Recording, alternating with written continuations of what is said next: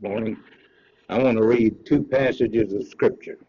First, from the New Testament, 1 Corinthians 13, verses 8 through 13. And this is the way it goes. All the special gifts and powers from God will someday come to an end, but love goes on forever. Someday prophecy and speaking in unknown languages and special knowledge, these gifts will disappear. Now we know so little, even with our special gifts, and the preaching of those most gifted is still so poor. But when we have made perfect and complete, then the need for these inadequate special gifts will come to an end, and they will disappear. It is like this. When I was a child, I spoke and thought and reasoned as a child does. But when I became a man, my thoughts grew far beyond those of my childhood, and now I have put away the childish things. In the same way, we can see and understand only a little about God now, as if we were looking at his reflection in a poor mirror. But someday, we're going to see him in his completeness, face to face. Now all that I know is hazy and blurred, but then I will see everything clearly, just as clearly as God sees into my heart right now. There are three things that remain: faith, hope, and love. And the greatest of these is love. And then in the book of Deuteronomy, the 33rd chapter and the 25th verse, may you be protected with strong bolts of iron and bronze, and may your strength match the length of your days. And may your strength match the length of your days. These are the words upon which I want to hang our thoughts this morning as we talk about what lies ahead. In approximately a few hours from now, all of us will pass a significant milestone. The decade of the 70s will come to an end, and the decade of the 80s will begin. It is natural at a juncture such as this to pause and look both behind us and out ahead. We are humans like flying fish. Although most of our existence is spent immersed in the present and swimming in the streams of time, we do have the capability of leaping up and looking both at what lies behind us and what lies ahead. And milestones like this present moment encourage such a leap for reflection and anticipation. I myself have been thinking along these lines all week long, and one particular question has thrust itself on me again and again, namely, what have you learned from the decade that is just ending that will help you with the decade that is just beginning? How are you different today than you were December the 30th, 1969? What harvest of insight do you have to show for the living of these last 10 years? It is a probing question. And as I pondered it and turned it over and over in my mind, two things began to emerge that I would like to share with you this morning. The first thing the decade of the 70s has taught me is that my ability to see in the future and anticipate what is going to happen is very limited indeed. Put it another way, much of what occurred in this last decade caught me by surprise. On December the 30th, 1969, I had almost no inkling of some of the really significant things that lay before me. For example, I did not realize that in a matter of weeks I would become a person of sorrow, acquainted with grief as had never known it before. I did not sense that the mood of the nation was going to shift radically as it did from the activism and social compassion of the 60s to the quietism and preoccupation with self that has characterized the 70s. I had no inkling of the political upheavals that were to occur in this decade, when the two highest elected officials of our nation would both be forced to resign, and for the first time in our history, we would have an unelected president. I had no fear then that before the decade of the 70s was over, I would have moved from one town in the lower part of South Carolina to begin the construction of a new church and a new ministry in another section of South Carolina, and then move to another area in the lower part of the state. And how little did I dream back in 1969 that I would be paying $1.14 for a gallon of gas and have utility bills well up into the three figures. What I'm suggesting is that St. Paul was right to the point when he said of us humankind, we know in part and we prophesy in part. Our seeing is through a glass darkly. Plan and project and anticipate as we will. The element of surprise is still a very real part of our human experience. We are forever encouraging the unexpected, finding ourselves in places we never dreamed of being, and in the midst of circumstances that catch us totally off guard. I'm sure I'm not alone in finding this past decade a series of surprises. Most of you could compile a shock list of your own. For truth is our ability to anticipate is genuine, but by no means infallible. What seeing ahead we do is but faint and partial, to say the least. Therefore, I have a new sense of humility in relation to the great not yet, because of the 70s. The events of the last 10 years have taught me that I simply do not know everything when it comes to anticipating the future. One thing I know for sure is that I do not know for sure exactly what's going to happen in the days ahead, and when it comes to preparing for the journey into the 80s, this is an important thing to recognize. However, if the words we know in part imply that we do not know everything, they also suggest that we do know something. And that is the second thing that the decade of the 70s has taught me, namely, that events, surprising and unexpected as they may be, bring their own special potency with them that enables us to cope. There were times in the 70s when I looked ahead at certain possibilities and said with fear and trembling, I do not think that I could stand it if this or that should happen. And in looking back on certain events, it is still a mystery how I managed, but the truth of the matter is I did. I not only survived the seeming impossible, but in several cases actually grew stronger in the process of coping. The most dramatic example of this, of course, was living, I think, through many experiences and finding my way through many difficulties, even into the valley of the shadow of death, but through that valley to light on the other side. I have shared before how a mixture of hope and personal desire served to distort my perception of things in the last parts of my life in this particular decade. Along with this was the feeling that I could not bear to see many ties severed. And in looking back, I do not know how any of us made it through that deep water. But the truth is, we did. We were sustained beyond my wildest imagining.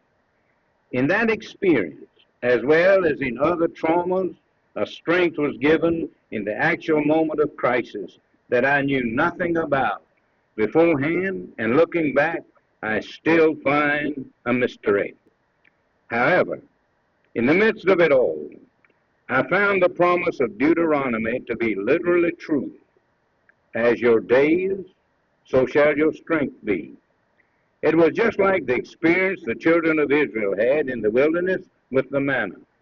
They were on the move between Egypt and the promised land, unable to settle down and plant crops and Yahweh offered to supply them food on a day-to-day basis. They were instructed to gather only enough each morning for that day's need. They were promised that with what they needed tomorrow would become available at that time. It turned out that in this episode, Yahweh, or Jehovah, was doing more than meeting their food problem. He was giving them a practical lesson in how finite creatures were to live in time and space, and it proved a very difficult discipline indeed. Being of the mistrustful species we humans are, many of the Israelites gathered more than they needed each day as a nest egg of their own against the future. But the surplus invariably spoiled on them. They were given what they needed as they needed it, not a moment too soon, nor a moment too late. And the discovery of this principle as it applies to all of life may have been the most important thing I learned in the decade of the 70s. I've had the truth of this principle confirmed for me in both positive and negative ways. Not long ago, I read a news story about a little boy being run over by a Volkswagen, and a black man rushed up and single-handedly lifted the car off of the child so he could be rushed to the hospital. Minutes later, when a reporter asked the man to duplicate the feat for the television cameras, he was not able. Here is a case of potency being given in the midst of an experience that one does not possess either before or after the particular moment. This is a great source of hope and encouragement as we look towards the uncertainties of the future. Crises being their own special potencies with them, which means it is futile really to stand here today and say, what will I do if gas goes to $10 a gallon, or if my spouse gets cancer, or if I become victimized by a malignancy, or if I should become paralyzed? This is what is called distressing yourself with dark imaginings. Og Mandino is right in saying, never meet trouble halfway. Anxiety is the rust of life. When you add tomorrow's burdens to those of today, the weight becomes unbearable. Jesus said the same thing when he counseled us, do not be anxious about tomorrow. Matthew 6:34. Tomorrow will take care of itself, he said. He also reminded us, sufficient unto the day is the evil thereof.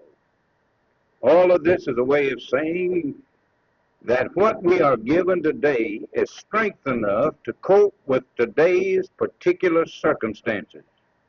If I begin to load my boat down today with anxieties about all the things that might happen or could occur in the long future, it is sure to sink.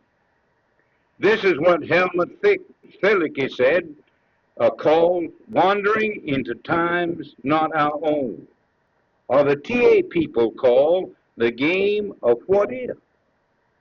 Nothing could be more counterproductive.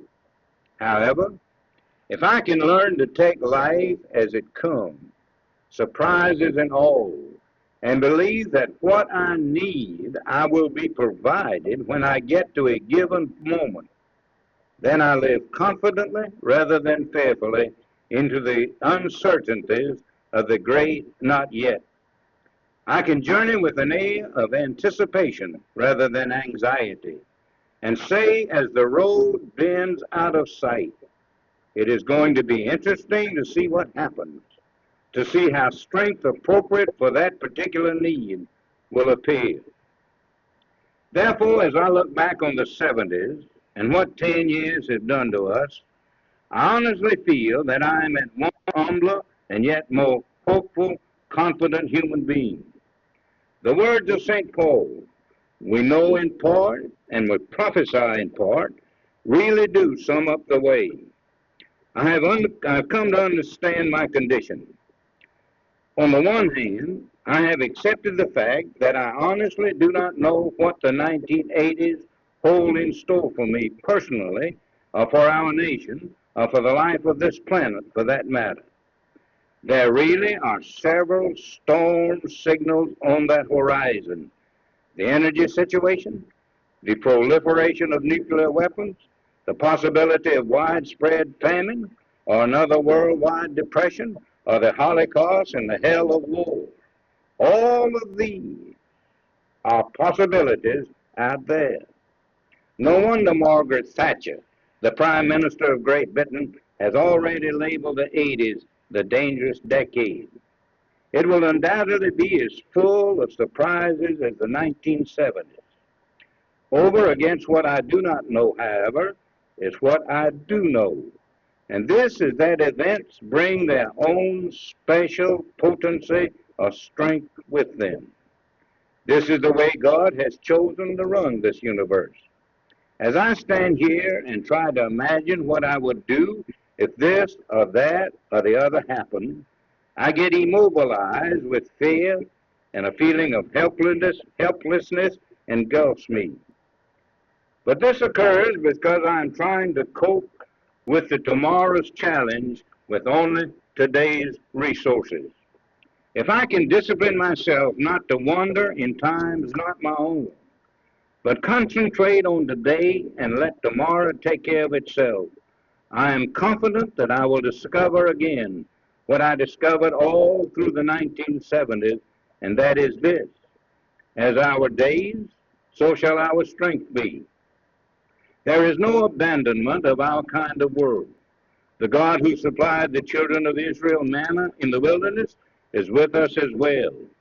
He has promised to journey with us like a pillar of cloud by day and a pillar of fire by night, and to give us what we need as we need it, not a moment too soon or a moment too late, but at precisely the right time.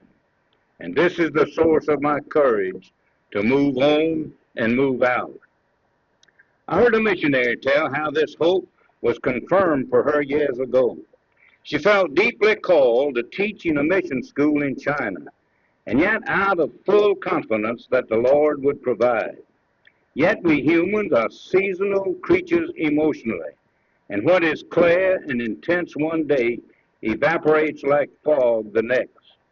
In the middle of a voyage over to China, she was overtaken with anxiety. What will I do? How will I master the language? What if my health fails? She went to bed one night, eaten up with uneasiness, and had a vivid dream existence. She saw herself standing on a single 2x4 board in the middle of the Pacific Ocean with nothing else in sight. Then a voice said to her, "Start walking towards China." She answered, "How can I? I do not have the power to walk on the water." To which the voice answered, "I said, start walking toward China." So with fear and trembling, she lifted one foot and gingerly put it forward. Just as it was about to touch the water, a 2x4 exactly like the one she was standing on emerged out of the depths to support her. Each time she was told to walk, she put forth her foot, and just at the right moment, the support was forthcoming. Then came the word, "As your days, so shall your strength be." And she woke up confident again that if she would live fully and responsibly in the given moment, what she had to have would be given. The future, she would simply have to wait to cope with that in the strength that would come with it. This is the best stance I know in which to say goodbye to the 70s and look with anticipation to the 80s. If I have learned anything in the years just past, it is that we humans know in part and prophesy in part. Our seeing really is through a glass darkly. This means that we do not know everything, certainly about the particulars of 1980. The years ahead may be awesome indeed. However, the fact that we do not know everything does not mean that we do not know something. What we do know is that events bring their own special strength with them. As our days, so will our strength be. We're not alone. What we need to survive and overcome will be there when we need it. Therefore, let us go forth in hope.